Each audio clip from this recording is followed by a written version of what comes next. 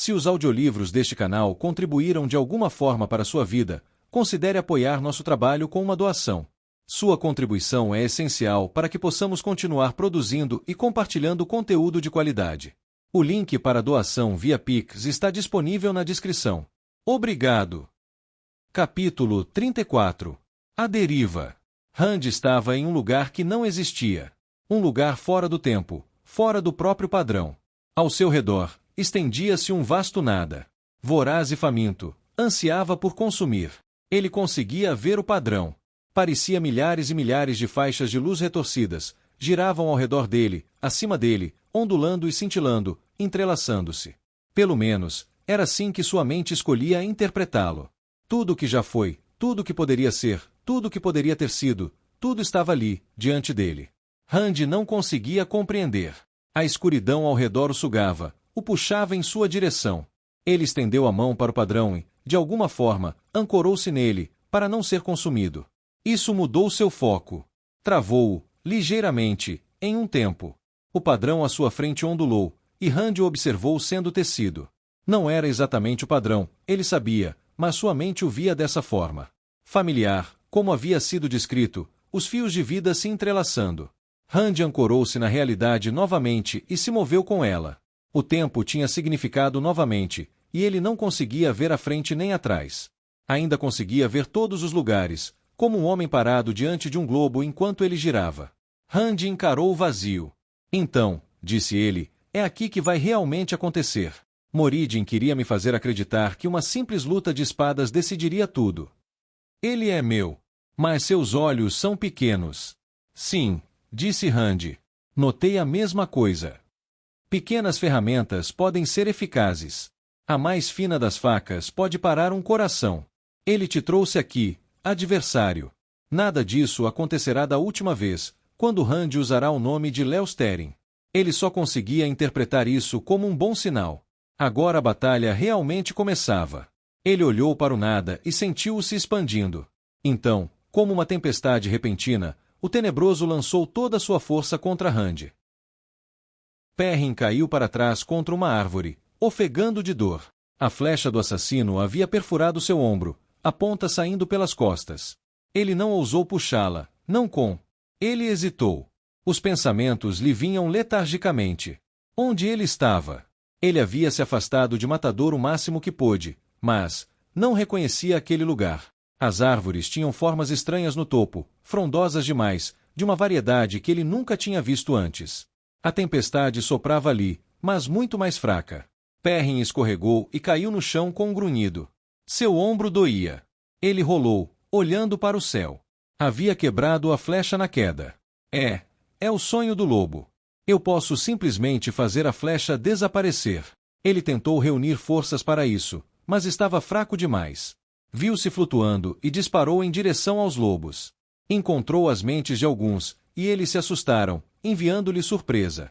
Um bípede que fala? O que é isso? O que é você? Sua natureza parecia assustá-los, e eles o expulsaram da mente. Como poderiam não saber o que ele era? Lobos têm memórias muito, muito longas. Certamente. Fracasso, pensou ele. Tão linda, tão inteligente. Eu deveria ir até ela. Eu só preciso fechar este portal, e eu posso voltar para os 2 rios, para ela. Perrin rolou e se ajoelhou. Era o sangue dele no chão? Tanto vermelho. Ele piscou. Aqui está, disse uma voz. Lanfiar. Ele olhou para ela, com a visão embaçada. Então ele te derrotou, disse ela, cruzando os braços. Decepcionante. Eu não queria ter que escolher esse. Acho você muito mais atraente, lobo. Por favor, ele grasnou. Estou tentada, embora não devesse, disse ela. Você se provou fraco. Eu posso vencê-lo. De repente, a vergonha de ter fracassado diante dela arrasou Perrin. Quando ele começara a se preocupar com o que Lanfiar pensava dele. Não conseguia explicar exatamente o motivo. Ela bateu um dedo no braço. Por favor, disse Perrin, levantando a mão. Por favor. Não, disse ela, virando-se. Aprendi o erro de depositar meu coração em alguém que não o merece. Adeus, filhote de lobo. Ela desapareceu, deixando Perrin de 4 naquele lugar estranho. File, dizia um pedaço de sua mente. Não se preocupe com Lanfiar. Você precisa ir até File. Sim. Sim, ele podia ir até ela, não podia? Onde ela estava? No campo de Merrilor. Era lá que ele a deixará. Era onde ela estaria. Ele se moveu para lá, de alguma forma se recompondo o suficiente para conseguir. Mas é claro que ela não estava lá. Ele estava no sonho do lobo. O portal que Rand enviaria. Estaria ali. Ele só precisava chegar até ele. Ele precisava. Ele precisava. Ele caiu no chão e rolou de costas. Sentiu-se à deriva no vazio. Sua visão escureceu enquanto ele olhava para o céu agitado. Pelo menos eu estava lá por Rand, pensou Perrin. Os lobos poderiam segurar Shaiol Ghul deste lado agora, não poderiam? Eles poderiam manter Rand seguro. Eles teriam que fazer isso. File cutucou a escassa fogueira com um graveto. A escuridão havia caído, e o fogo brilhava com uma tênue luz vermelha. Eles não ousaram aumentá-lo. Seres mortais rondavam a praga. Trollocs eram o menor dos perigos ali. O ar ali tinha um cheiro pungente, e File esperava encontrar um cadáver em decomposição atrás de cada arbusto salpicado de preto. O chão rachava quando ela pisava, terra seca esmagando sob suas botas, como se não chovesse há séculos. Enquanto estava sentada no acampamento, ela viu um grupo de luzes verdes doentias, como insetos brilhantes em um enxame, passando ao longe, sobre um conjunto de árvores recortadas. Ela conhecia a praga o suficiente para prender a respiração até que elas passassem. Ela não sabia o que eram, e não queria saber. Ela havia liderado seu grupo em uma curta caminhada para encontrar aquele local para acampar. Ao longo do caminho, um trabalhador da caravana foi morto por um galho, outro por pisar no que parecia ser lama, mas a lama dissolveu sua perna. Um pouco dela caiu no rosto dele. Ele se debateu e gritou enquanto morria. Eles tiveram que amordaçá-lo à força para evitar que os sons trouxessem outros horrores. A praga. Eles não conseguiriam sobreviver ali em cima. Uma simples caminhada matara 2 de seus membros, e File tinha algumas centenas de pessoas para tentar proteger. Guardas da banda, alguns membros do chá File e os carroceiros e trabalhadores de sua caravana de suprimentos. 8 carroças ainda funcionavam, e eles as trouxeram para este acampamento, por enquanto. Provavelmente seriam chamativas demais para serem levadas adiante. Ela nem tinha certeza se sobreviveriam aquela noite. Luz. A única chance de resgate parecia estar com as Aes Sedai. Será que elas perceberiam o que havia acontecido e enviariam ajuda? Parecia uma esperança muito tênue, mas ela não sabia sobre o poder único. Tudo bem, disse File suavemente aos que estavam sentados com ela, Mandevin, Aravine, Arna, Setali e a Hela de Shafile. Vamos conversar. Os outros pareciam vazios. Provavelmente, assim como File, tinham sido amedrontados por histórias sobre a praga desde a infância. As mortes rápidas em seu grupo logo após entrarem naquela terra reforçaram isso. Eles sabiam o quão perigoso aquele lugar era. Assustavam-se a cada som da noite. Vou explicar o que puder, disse File, tentando desviá-los da morte ao redor. Durante a bolha do mal, um daqueles cristais perfurou o pé de Berisha Sedai bem quando ela chegou ao portal. Um ferimento? Perguntou Mandevin de seu lugar ao lado da fogueira. Será que isso teria sido suficiente para fazer o portal se abrir? Na verdade, eu sei pouco sobre os negócios das Aes Sedai, e nem queria saber. Se alguém estiver distraído, é possível criar uma abertura acidental para o lugar errado. Setali franziu a testa, e a expressão chamou a atenção de File. Setali não era nem nobre nem oficial. Havia algo naquela mulher, no entanto, ela projetava autoridade e sabedoria. Você sabe de uma coisa? File perguntou a ela. Setali pigarreou. Eu sei, um pouco sobre canalização. Era uma área de curiosidade para mim. Às vezes, se uma trama é feita incorretamente, ela simplesmente não faz nada. Outras vezes, o resultado é desastroso. Nunca ouvi falar de uma trama que fizesse algo assim, funcionando, mas da maneira errada.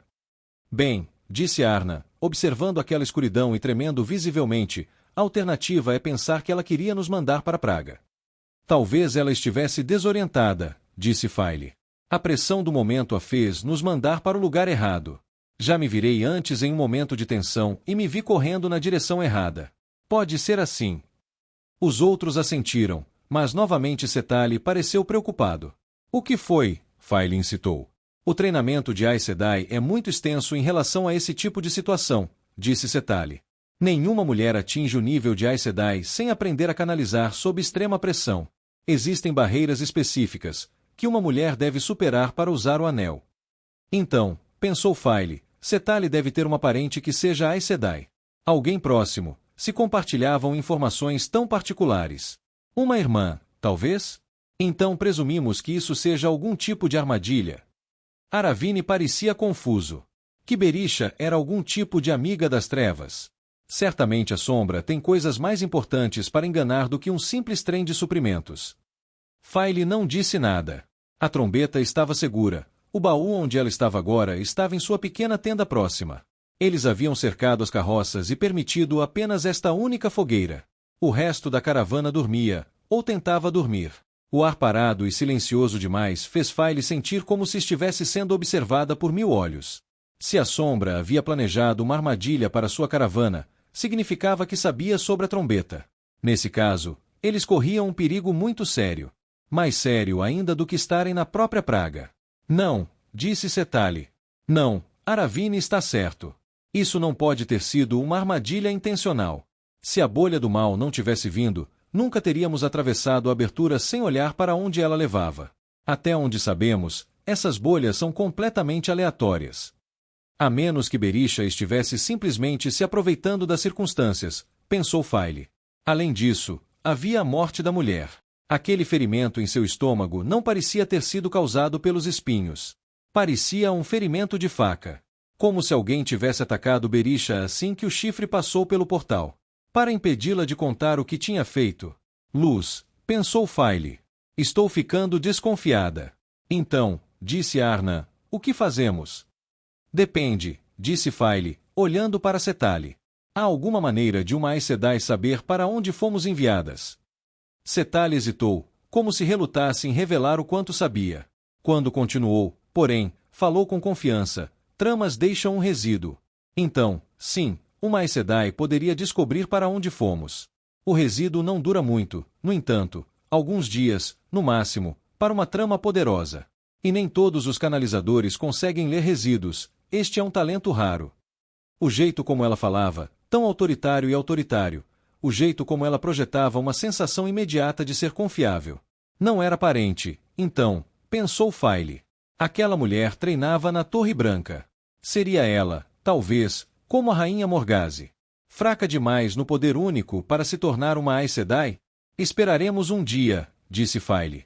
Se ninguém tiver vindo nos buscar até lá, seguiremos para o sul e tentaremos escapar da praga o mais rápido possível. Imagino quão ao norte estamos, disse Flarna, esfregando o queixo. Não estou a fim de atravessar montanhas para voltar para casa. Você prefere permanecer na praga? Perguntou Mandevin. Bem, não, disse Arna. Mas pode levar meses para voltar a pé para a segurança. Meses viajando pela própria praga.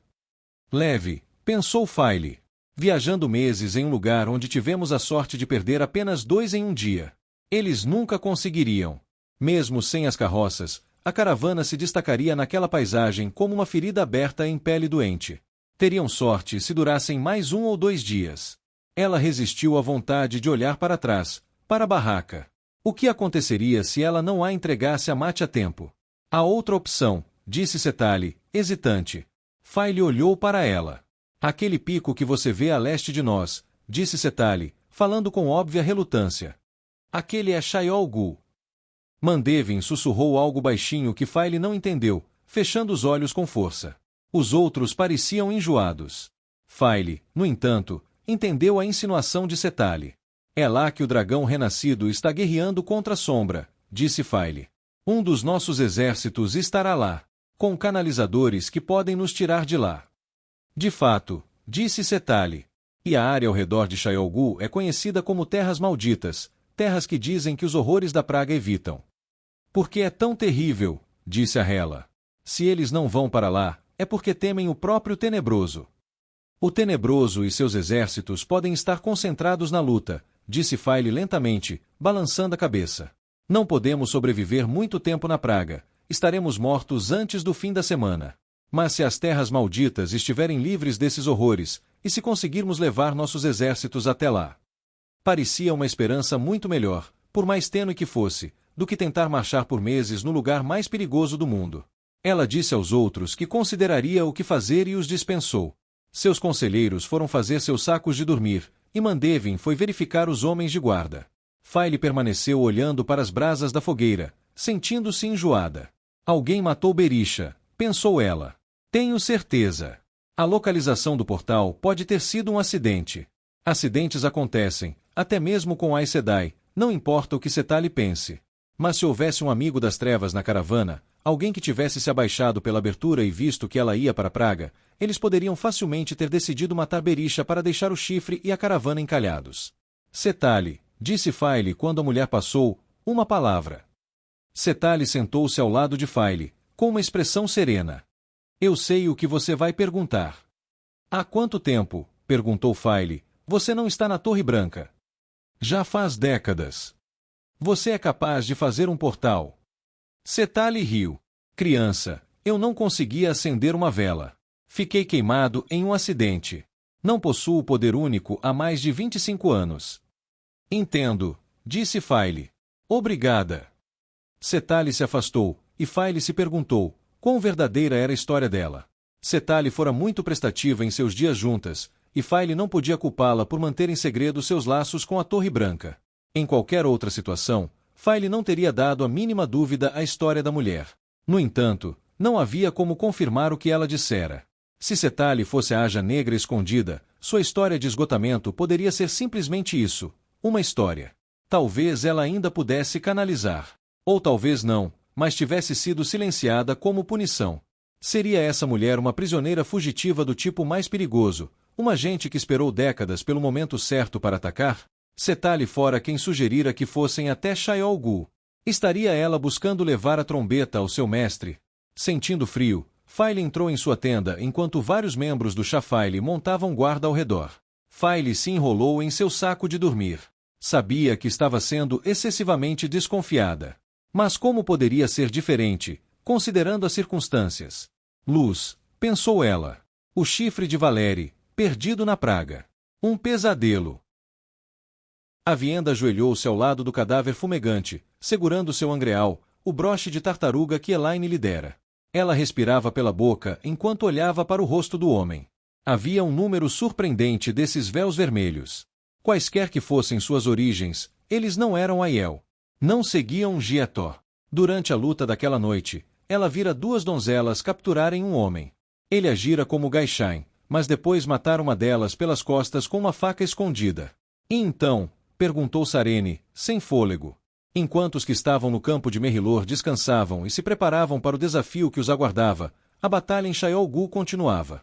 O ataque dos véus vermelhos durará a noite toda, o dia seguinte e agora a noite adentro novamente. Acho que o conheci, disse Avienda, perturbada. Fia canalizou pela primeira vez quando eu era criança, fazendo Algod crescer quando não deveria. Ela deixou o véu cair sobre o rosto dele. O nome dele era Soro. Ele foi gentil comigo. Eu o vi correr pelo chão seco ao pôr do sol, depois de jurar cuspir no olho de cega vista. Sinto muito, disse Sarene, embora sua voz não demonstrasse qualquer compaixão. Avienda estava se acostumando com isso naquela mulher. Não que Sarene não se importasse, ela simplesmente não deixava que a preocupação a distraísse. Pelo menos, não quando sua guardiã estava em outro lugar. A Aes Sedai teria sido uma ótima donzela. Vamos em frente, disse Avienda, partindo com seu bando de canalizadores. Durante os dias e noites de luta, a equipe de Avienda se deslocava, se fundia e se dividia conforme as mulheres precisavam de descanso.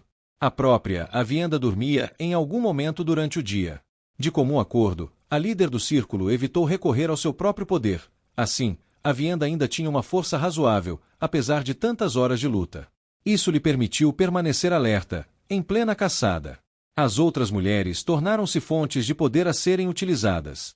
Ela precisava ter cuidado para não drená-los demais.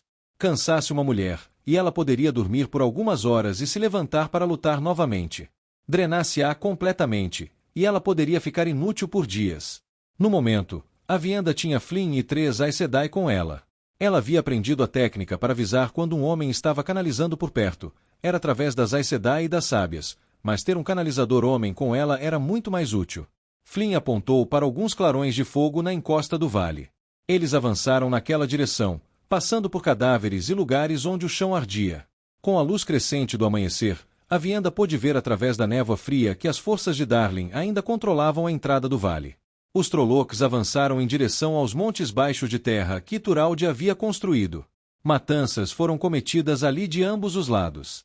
Os Trollocs sofreram muito mais perdas, mas também eram muito mais numerosos.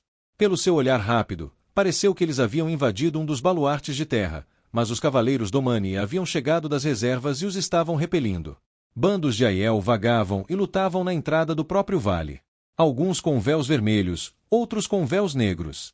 Demais, pensou a Vienda, enquanto desacelerava sua equipe com a mão levantada. Então, continuou em frente sozinha, em silêncio. Podia se afastar algumas centenas de passos das mulheres e ainda ter acesso ao poder delas. Ela seguiu seu caminho através dos campos rochosos e áridos do vale. Havia 3 cadáveres à sua direita, 2 com véus negros. Ela os testou com uma rápida investigação. Não seria pega pelo velho truque de se esconder entre os cadáveres. Ela mesma já havia usado esse. Os 3 estavam realmente mortos, então ela continuou agachada. Além do local onde os Tairens e Domani contiveram os Trollocs, eles tinham uma segunda força guardando seu acampamento e o caminho até onde Rand lutou. No espaço entre eles, Aiel e os véus vermelhos vagavam em bandos, cada um tentando superar o outro. Só que alguns dos véus vermelhos conseguiam canalizar. O chão batia e tremia ali perto. Um jato de terra caiu no ar. A Vienda se agachou mais, mas apressou o passo.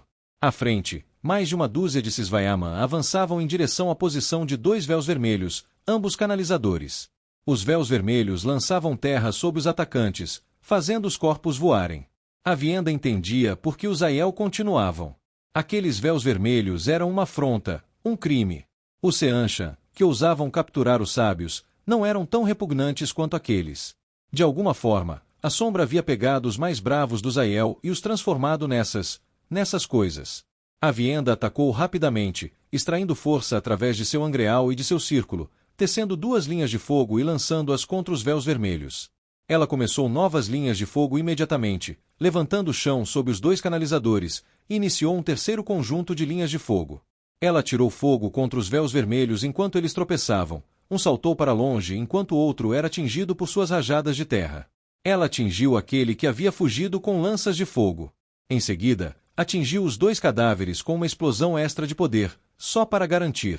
Aqueles homens não se apegavam mais ao Gietó. Não estavam mais vivos. Eram ervas daninhas a serem arrancadas. Ela avançou para verificar o Sisvaiama. 8 ainda estavam vivos, 3 deles feridos. A Vienda não era particularmente boa em cura, mas conseguiu salvar a vida de um homem, impedindo que um ferimento em sua garganta sangrasse. Os outros sobreviventes reuniram os feridos e retornaram ao acampamento. A Vienda estava de pé diante dos 2 cadáveres. Decidiu não olhá-los atentamente. Ver um homem que ela conhecia já era ruim o suficiente. Um choque a percorreu, e uma de suas fontes de poder desapareceu. A Vienda ofegou. Outra se apagou. Ela imediatamente liberou o círculo e correu de volta para onde havia deixado as mulheres. Clarões e explosões a sacudiram. A Vienda agarrou-se ao poder único, sua própria força agora parecendo lamentavelmente pequena em comparação com a que ela vinha usando. Ela cambaleou e parou diante dos cadáveres fumegantes de Kiruna e Faeldrin. A mulher hedionda que vira antes, a mulher que a Vienda tinha cada vez mais certeza de ser uma dos renegados, estava ali, sorrindo para ela. A mulher horrível segurava o ombro de Sarene. A esguia branca permanecia com a cabeça voltada para os renegados, encarando-a com olhos insossos e adoradores. O guardião de Sarene jazia morto a seus pés. Ambos desapareceram, contorcendo-se sobre si mesmos, viajando sem usar um portal. A Vienda caiu de joelhos ao lado dos mortos. Perto dali, Damerflin gemeu e tentou se soltar da terra acumulada. Seu braço esquerdo estava completamente perdido, queimado na altura do ombro. A Vienda praguejou e fez o que pôde para curá-lo, embora ele tenha caído inconsciente. De repente, ela se sentiu muito cansada e muito sozinha.